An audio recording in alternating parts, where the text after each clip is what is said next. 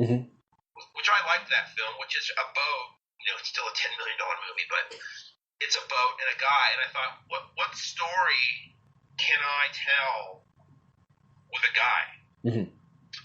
There's actually four characters in the film, but it's all set out in the wilderness. There's no interior other than a crashed plane.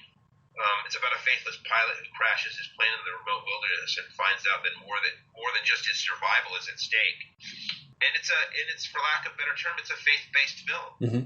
Now, you've written for Breitbart, you've also written for Hollywood and Toto about some of your thoughts on faith-based filmmaking. Talk a little bit more about that, because I don't think your film project, as I've heard it described, it doesn't sort of mesh smoothly with your typical faith-based movie. Talk about why it will be different and why that's important. Well, I think that's a reflection of, frankly, of the church that I go to, which is Flatirons Community Church out here in Lafayette, Colorado. Because it's really a place where all are welcome and no one's shunned and all ideas are embraced. What makes it different is it doesn't skirt around the hard issues of being lost and broken in this world. It also doesn't preach to you. And I don't think it'll end up being R-rated, but, there are no saints in this world, and the film just depicts really what the brokenness of a man's life can do, and how temptation continues to come his way. What makes a difference is it doesn't give a saccharine view of faith. Now, I'm not knocking those films because there's an audience for those films that want to, preach to the choir and see those things. But I think there's a whole audience of faith-based people who aren't being served. I mean, all of my friends, even my pastor, they go see R-rated movies, and my pastor actually loves Game of Thrones, so my point is that a real, gritty,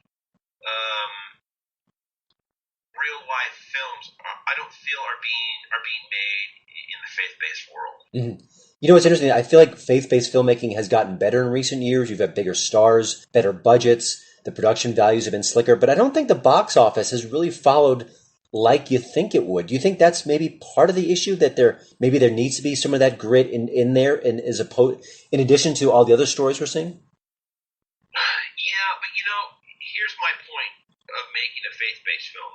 For years I went to Hollywood. You have to wake up in Hollywood wanting to be rich and famous to get someplace. It's got to be a drive. If you don't have that, you're SOL.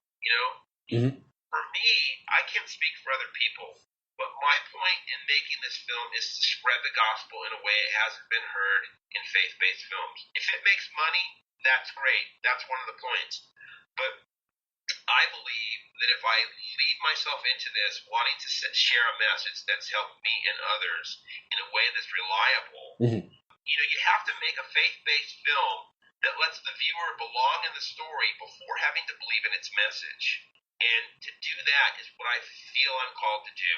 And along with that, I think at a modest budget, it ends up making money. 265 people consider themselves Christians in this country.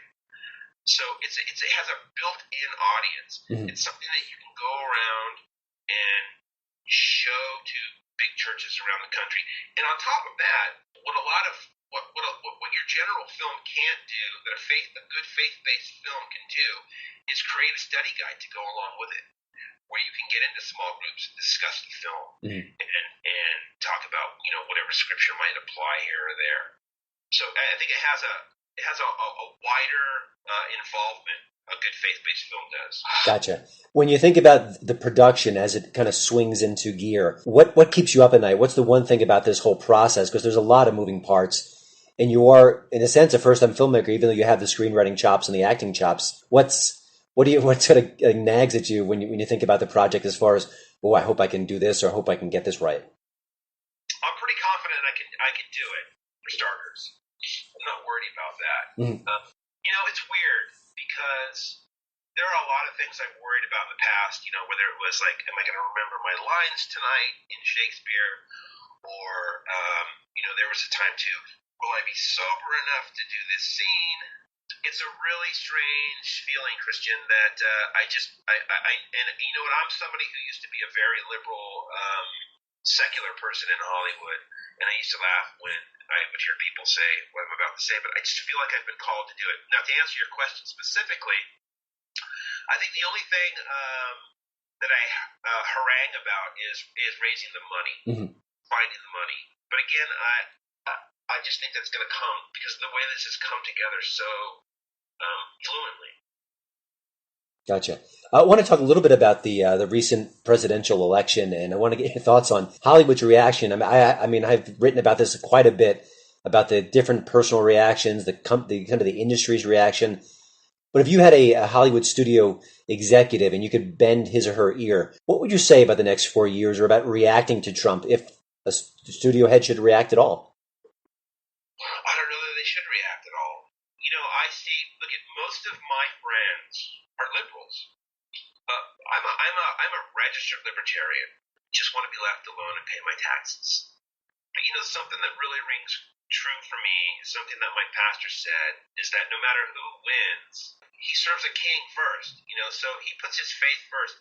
And when I see people really, really upset and distraught, you know, I used to make fun of them. Now I genuinely feel bad for them because then you start to realize that politicians and government are their gods. You know, and that's a losing proposition. Mm-hmm. You know, as far as Donald Trump, I told my wife 3 years ago that I would vote for anybody that came along that's never been in public office before. I don't care who they were or what they said. Because, you know, we've tried everything else. And the difference, I think, between President-elect Trump and other politicians is that Donald Trump is ugly to your face, and other politicians are ugly to your back. And I can live with that. You know, it saddens me, many of the things that have come about with this president, you know, the way he's leaving, and I don't know. It's disheartening. But what I would say is that if you're really distraught over Trump, you know, these people in the movie business, they really should maybe examine, you know, are they making what they would normally have? Are they making their politics that they want to be a good thing, a God thing? Yeah, interesting. Before I let you go, I want to, you know, you and I have talked off mic about movies and TV shows. I want to get your thoughts on maybe some movie or TV recommendations. You know, shows that are kind of flying under the radar that you've seen that you really recommend, or anything like that. Because I think people are always kind of searching through their Netflix queue and saying, what have I watched tonight? What haven't I seen? What's a clunker and what's good? What jumps out at you? What have you seen recently that you could recommend? Last night I watched a great French film on Netflix called Next Time I'll Aim for the Heart. Mm-hmm.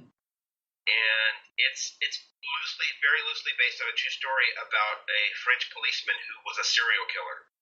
And it's really good, and it's really sort of old school. It's set in the 1970s. It's sort of really kind of old school filmmaking. You know, it's not that master shot, two-shot, establishing over the shoulder, on and on, which is one of the things that I want to make sure my film is not.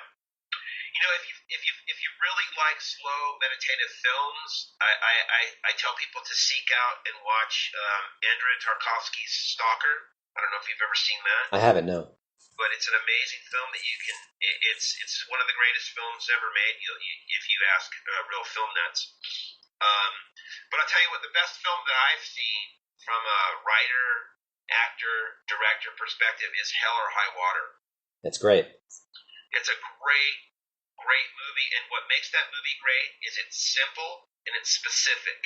There's nothing fancy about it. There's a scene in that movie where the two brothers, I think they each say about 3 sentences to each other, and you know their whole life story from that. Mm-hmm. And that's just great writing. Yeah. And that's a film with a really good ending. I feel like Hollywood really, even a great film will fumble the ending, and that one has a powerful finale that I still think about today. It was that good, and it's that rare to see Hollywood kind of bring it in that way. Yeah, it's great. You know, and I'm really looking forward to seeing Martin Scorsese's Silence. Mm-hmm. Me too.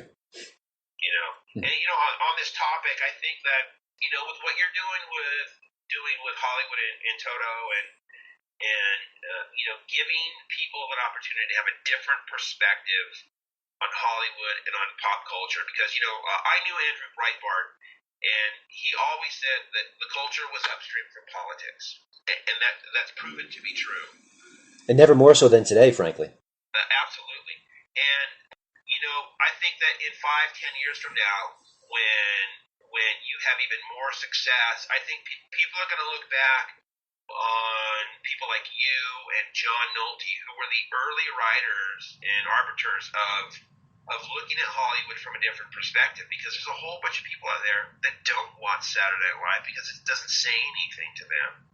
That doesn't go on Entertainment Weekly because it doesn't feed their intellect. But, of course, if you're in Hollywood and you're not following the Hollywood way, you have no intellect as far as they're concerned, which is what it is. Yeah. Well, that's going to be, I think it's a great capitalistic opportunity for someone, some voice, some channel, some filmmaker to make those movies and make those TV shows that speak to that. But that's something that I'll be exploring on this show and also on the website for a while. But, well, Joseph, thank you so much. I really appreciate you taking the time for checking in with us. I wish you all the best about the film. You will, readers of the site will get kind of keep tabs on the Wilderness Pilot as it moves along. I'll have kind of either through me or through Joseph, we'll be sharing some kind of updates and information about the project. And I wish you all the best. All right. Well, thank you. And as they say at Chick-fil-A, my pleasure.